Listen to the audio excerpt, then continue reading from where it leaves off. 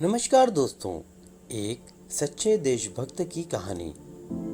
दोस्तों, हमारे देश में हमेशा देशभक्ति को धर्म से ज़्यादा महान माना गया है। आज मैं आपको एक ऐसे देशभक्त की कहानी बताने जा रहा हूँ जिसे पढ़कर आपको उस पर ज़रूर गर्व होगा और अपने हिंदुस्तानी होने पर भी। यह बात तब की है जब देश आज़ाद नहीं हुआ था। नेताजी सुभाष चंद्र बोस ने देश के लोगों से अपील की थी कि उनके घर से एक आदमी उनकी सेना में भर्ती हो और देश के लिए लड़ाई में अपना योगदान दे। इस अपील को सुनकर पहाड़ी प्रदेश में रहने वाली एक बूढ़ी माँ बहुत खुश हो गई, क्योंकि वह अपने देश से बहुत प्यार करती थी और वह चाहती थी कि उसका बेटा भी सुभाष जी की सेना में भर्ती होकर देश के लिए लड़े।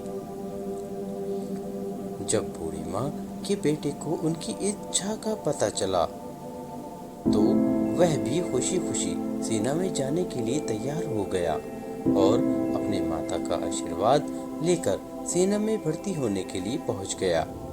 इस सेना में भर्ती होने के लिए कर्नल जब सबसे पूछताछ कर रहे थे, तब कर्नल ने लड़के से पूछा कि वह कितने साल का है और उसके घर में कौन कौन है। कर्नल के सवालों का जवाब देते हुए लड़के ने कहा कि वह 21 साल का है और उसके घर में वह इकलौता बेटा है और उसकी बूढ़ी माँ है। लड़के की बातें सुनकर कर्नल ने उसे सेना में भर्ती करने के लिए मना कर दिया, क्योंकि नेताजी सुभाष चंद्र बोस का आदेश था कि घर के इकलौते बेटे को सेना में भर्ती ना किया जाए, जिससे परिवार का सहारा कहीं छिन ना जाए।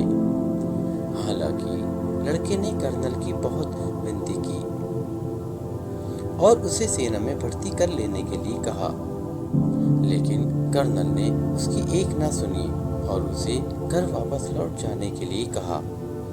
निराश होकर लड़का घर लौट गया और सारी घटना अपनी माँ को बताई।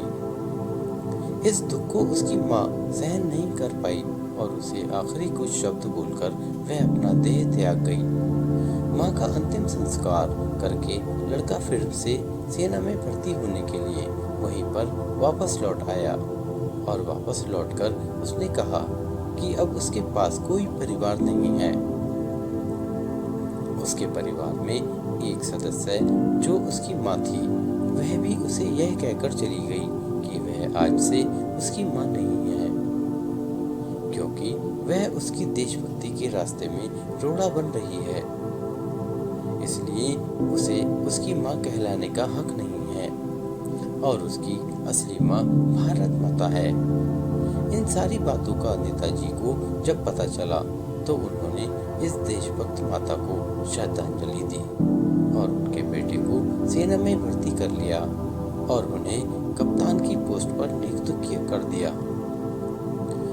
दोस्तों, ये कहानी सच्ची है और देशभक्ति यही होती है। देश के लिए बलिदान घरों पर झंडे लगाने से या स्पीकर पर देशभक्ति के गाने बजाने से देशभक्ति साबित नहीं होती।